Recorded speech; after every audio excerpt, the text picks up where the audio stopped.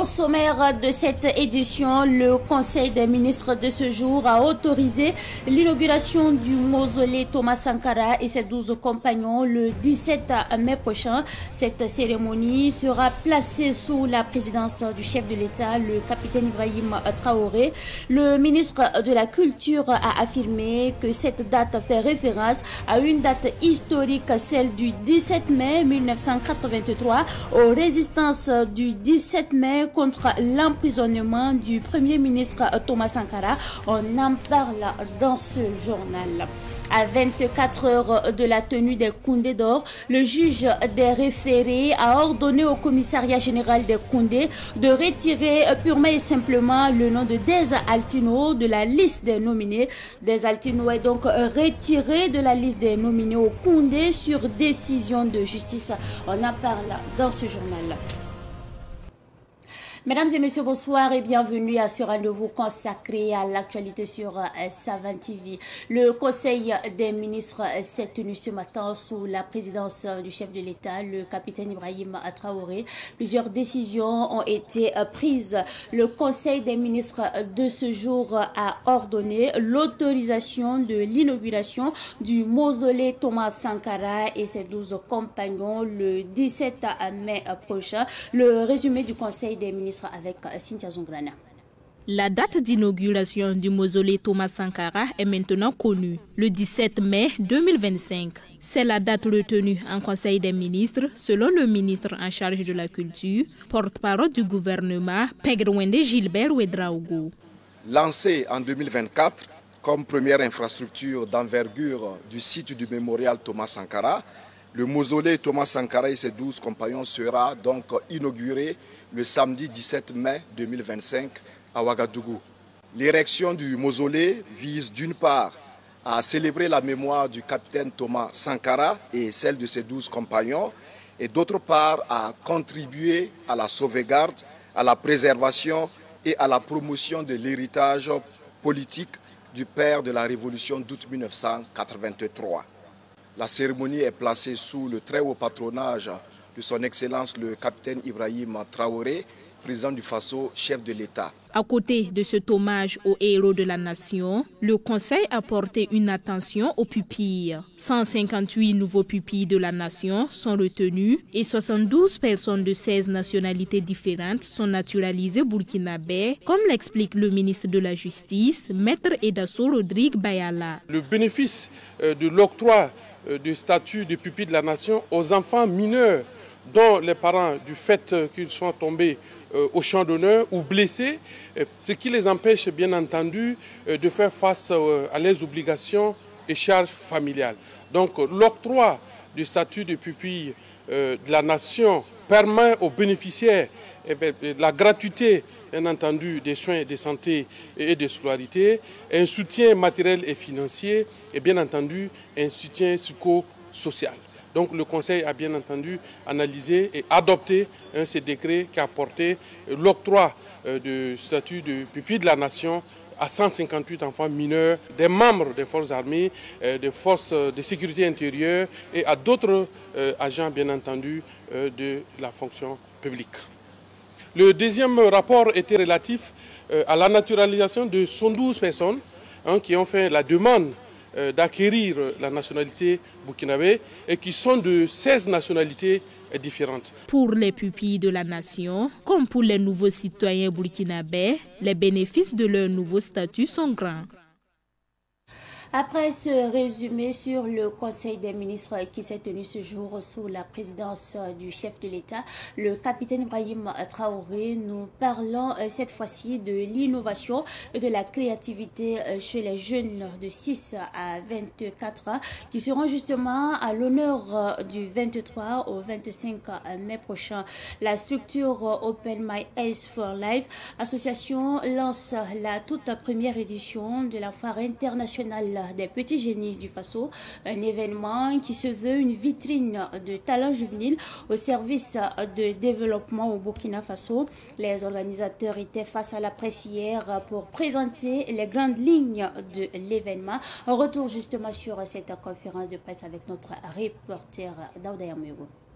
Promouvoir l'innovation, stimuler la créativité et l'ingéniosité chez les jeunes afin de faire d'eux des acteurs du développement. Telle est l'ambition de Open My Eyes for Life Association, OMILA, à travers la Foire internationale des petits génies du Faso. Foire internationale des petits génies du Faso, en abrégé FIPEC Faso, est une foire qui vise à susciter l'engouement autour du génie créatif pour les plus jeunes et faire en sorte à ce qu'ils puissent s'exprimer. C'est un cadre d'expression pour les plus jeunes, de compétition, de saine émulation, mais aussi d'apprentissage, parce que ça va être l'occasion de voir des établissements qui exposent ce qu'ils ont déjà conçu, ce qu'ils ont déjà produit et qui peuvent intéresser les autres enfants. Et aussi, il y aura des experts qui seront là, des encadreurs, pour encourager les plus jeunes dans ce qu'ils savent faire. Vous savez, la créativité et l'ingéniosité à l'enfance ou à l'adolescence, elle est vraiment très fertile. Des expositions, des concours, des démonstrations et des panels thématiques dans les domaines de la technologie, des arts et des sciences vont ponctuer la Foire internationale des petits génies du Faso. Elle rassemblera des enfants et jeunes venus de plusieurs régions du Burkina Faso. Les arts, les sciences et les technologies. On parle de technologie, tout ce qui englobe la robotique, les programmations, l'intelligence artificielle, la mécanique et tout ce que vous voyez. Et les arts, ça comporte tout le lot en termes donc, de culture, tout ce qu'on a comme pratique qui participe vraiment à notre valorisation du patrimoine.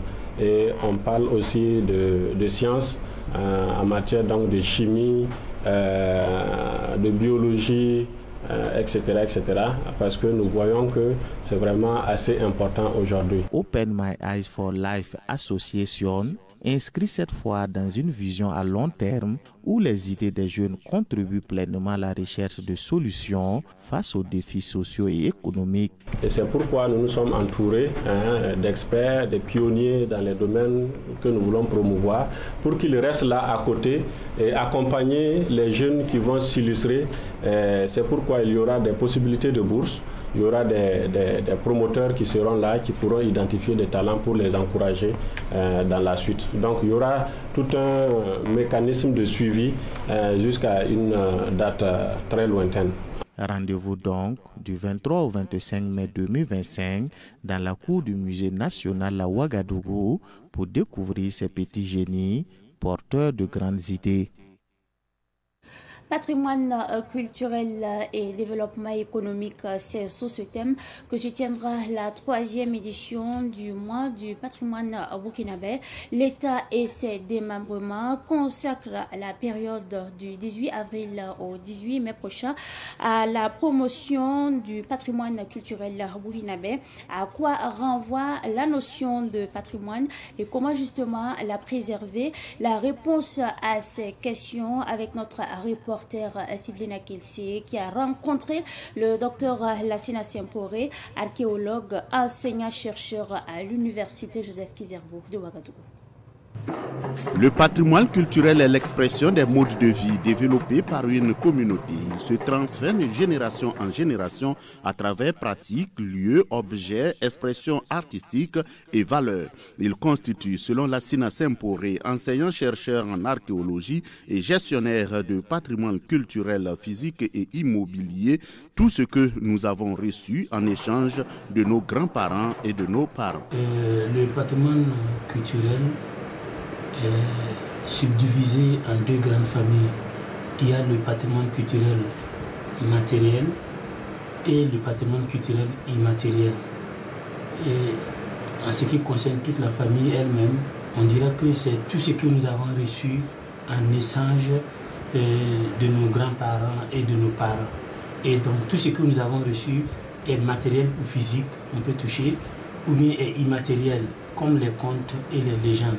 Le Burkina Faso compte une 60aine de communautés et chaque ethnie a plusieurs types de patrimoine immatériel, selon toujours Dr Lassina Semporé. Et il ressort que effectivement le pays compte une 60aine d'ethnies et chaque ethnie à plusieurs types de patrimoine immatériel, en termes de proverbes, en termes de contes, en termes de danse, en termes de légendes, en termes de récits et de mythes. Il explique que le ministère en charge de la culture a mené des travaux d'inventaire. Il ressort de ces inventaires que le Burkina Faso dispose d'un important patrimoine physique ou matériel. Parmi ces patrimoines, il y en a qui sont d'envergure mondiale, que l'UNESCO a récupéré pour en faire des biens du patrimoine mondial.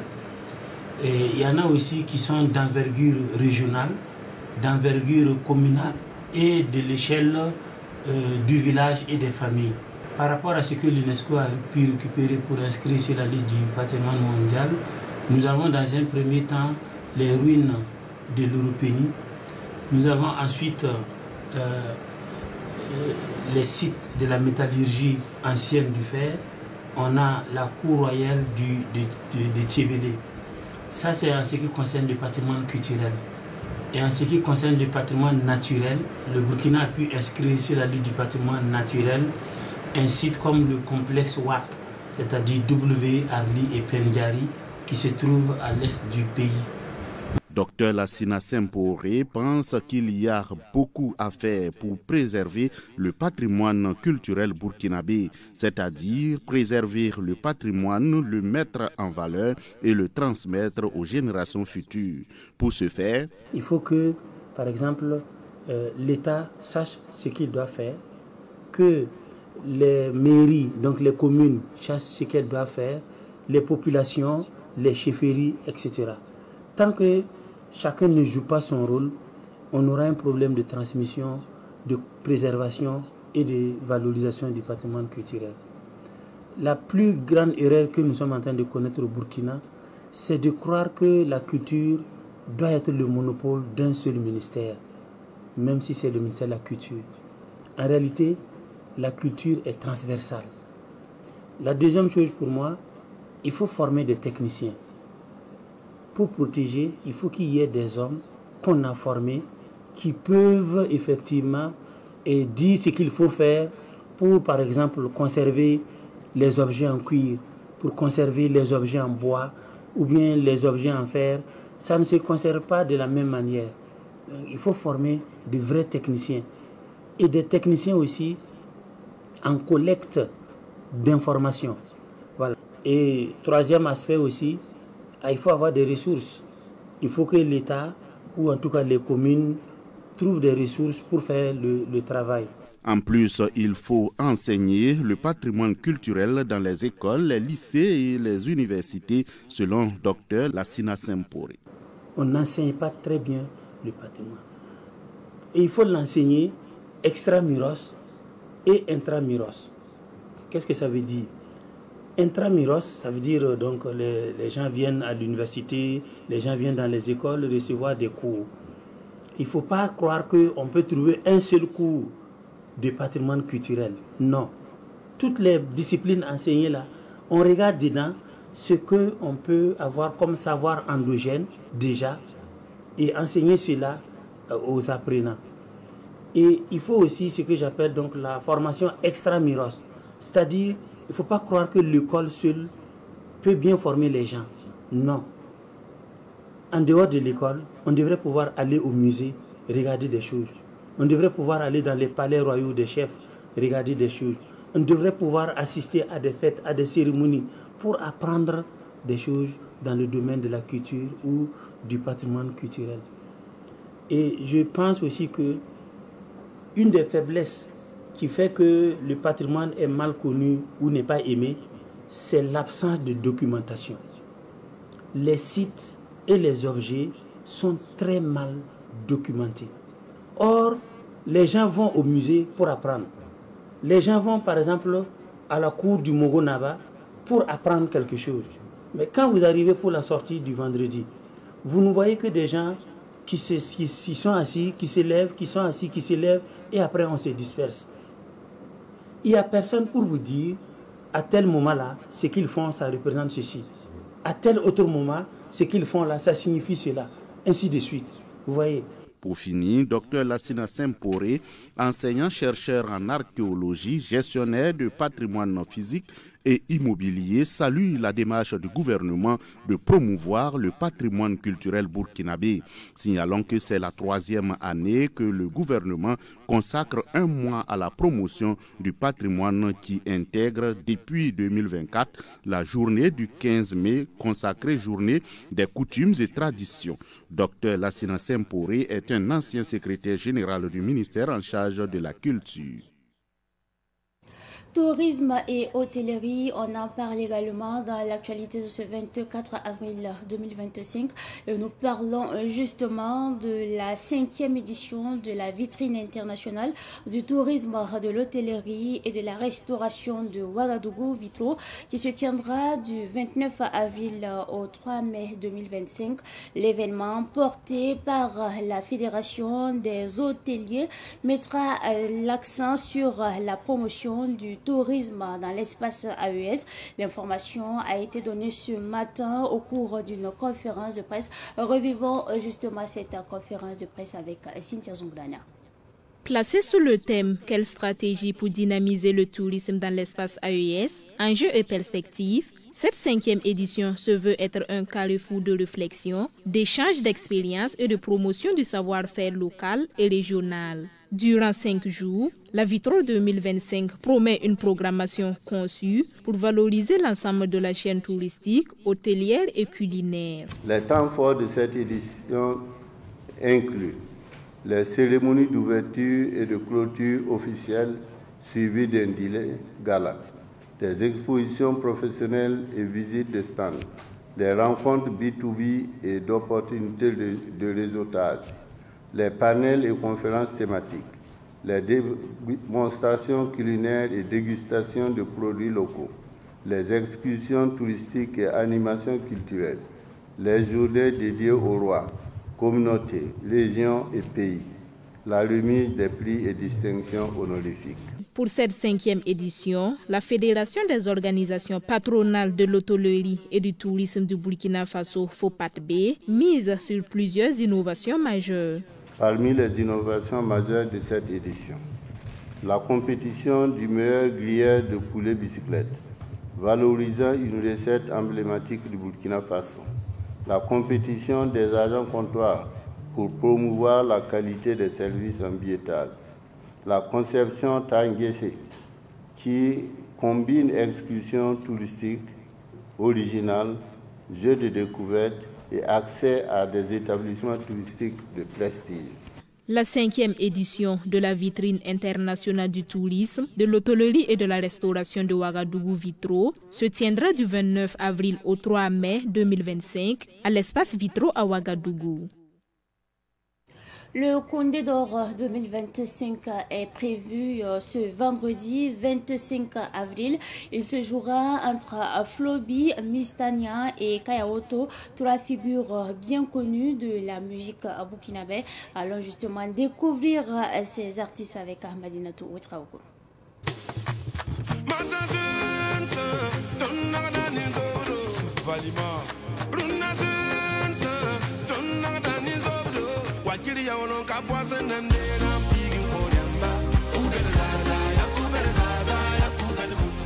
Flobi, le nom Naba en quête d'un 3e sacre.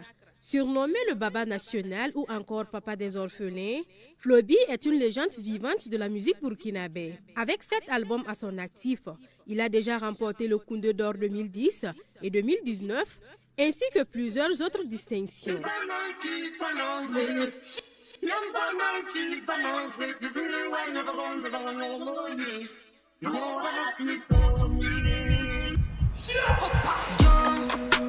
Balance les clés de ma Lambo.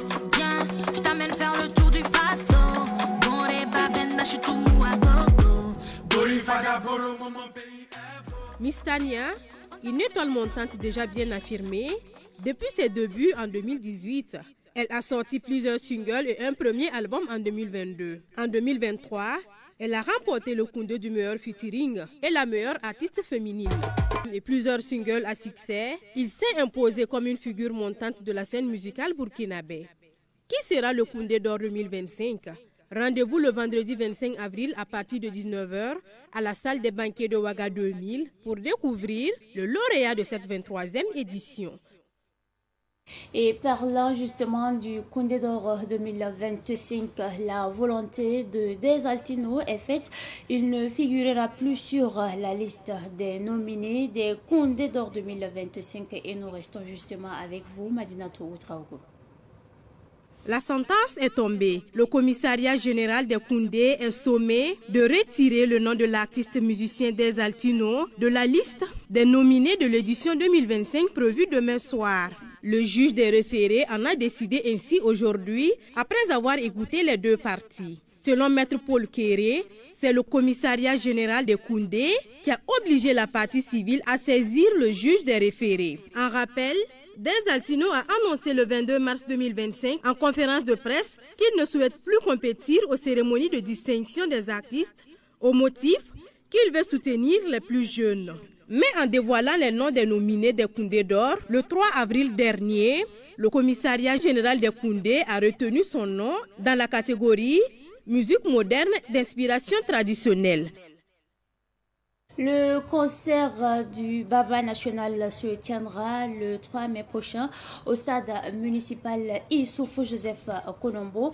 Un quartier général est installé au niveau du stade pour assurer la communication de l'artiste Madinatou Ouetraogo dans l'ambiance des préparatifs à la porte 11 du stade.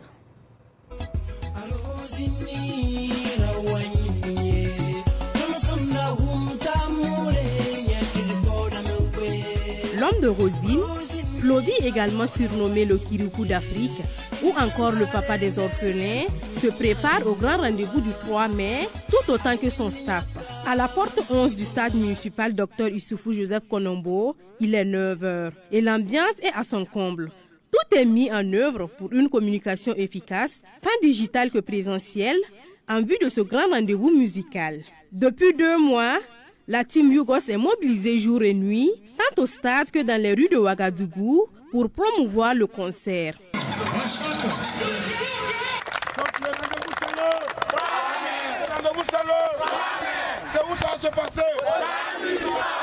Aujourd'hui, c'est au grand marché que l'équipe est présente, assurant la vente des tickets. Le fondateur du groupe est lui-même au volant, convainquant les clients avec enthousiasme. Notre rôle dans ce concert, je pense que c'est côté mobilisation. Nous travaillons matin, midi, soir pour haranguer les foules, pour également les informer du concert, également les inciter à venir prendre les tickets. Parce que vous savez, aujourd'hui, Floby, c'est l'icône de la culture burkinabé. Et il est important que toutes les masses, également, toutes les couches sociales se l'approprient. Et nous également ne sommes pas restés en marge. Raison pour laquelle chaque jour nous sommes sur le terrain, voilà, pour le maximum de mobilisation. Ce concert baptisé Baba au stade est organisé par l'association Force de la Culture, présidée par Rodolphe de Kaya, représenté par Nabassana. Il promet d'offrir un moment inoubliable au public présent le 3 mai au stade municipal. L'ambiance elle est très bonne. On voit que les gens sont prêts pour le 3. Voilà, vu l'ambiance, tout le monde participe. Je vois que chacun essaie de mettre sa main dedans afin que ça soit une réussite. On peut trouver une merveille parce que l'artiste est déjà prêt, les musiciens sont prêts. On attend que le public la venir aussi pour communier avec notre artiste. L'artiste est prêt à communier avec le public et que le public aussi soit prêt aussi pour communier avec leur artiste, notre Baba national. Floby au stade avec le thème Burkina Faso, le nom de son dernier album est prévu le 3 mai prochain.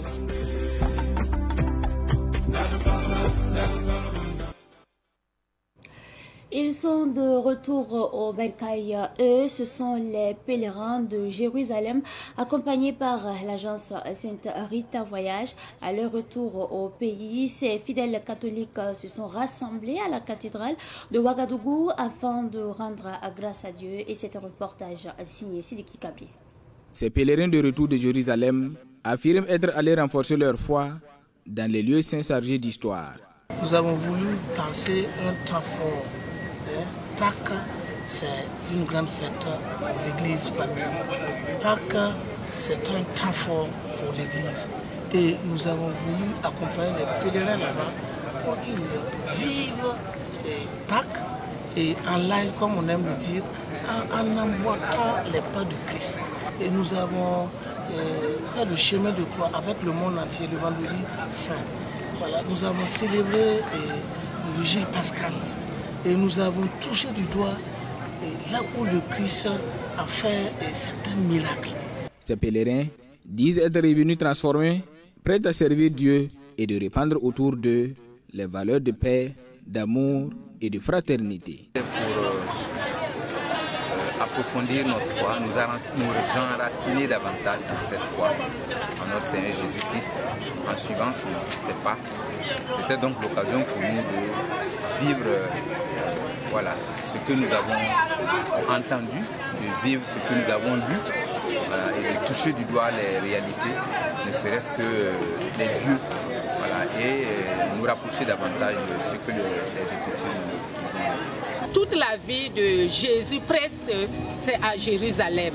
Si on veut bien voir, il est né là-bas, il a grandi là-bas, il est mort là-bas, tout il a fait. Avec Maman Marie, les étapes de Maman Marie aussi. Aller voir sa cousine Elisabeth, aller au puits, tout c'est à Jérusalem. Donc je voulais mûrir ma foi en voyant ce que le Seigneur, là où il a vécu, j'ai été demandé, c'est d'avoir la foi plus que ce que j'ai là, et la santé. À la cathédrale de l'Immaculée Conception de Ouagadougou, où ils se sont rassemblés dès leur retour, les fidèles catholiques, transformés, prient et prient encore pour la paix au Burkina Faso. Là-bas, nous avons prié pour la paix à plusieurs reprises. C'était l'intention de prière de tout le monde, de façon collective et aussi de façon individuelle. Et ici, nous avons rendu grâce au Seigneur pour la prière que nous avons faite là-bas. Et nous sommes dans l'action de grâce d'avoir pu présenter ces intentions au Seigneur. À l'occasion de ce rassemblement et après le remerciement à Dieu pour la grâce de ce voyage spirituel, les pèlerins ont élevé des prières pour le repos éternel du pape François, décédé le 21 avril dernier à l'âge de 88 ans. Et cette pensée positive avant de refermer cette édition, c'est dangereux d'avoir des jaloux autour de soi. Ils vous regardent comme une compétition, tandis que vous les regardez comme une famille ou des amis. Peu importe ce qui se passe, n'abandonnez jamais.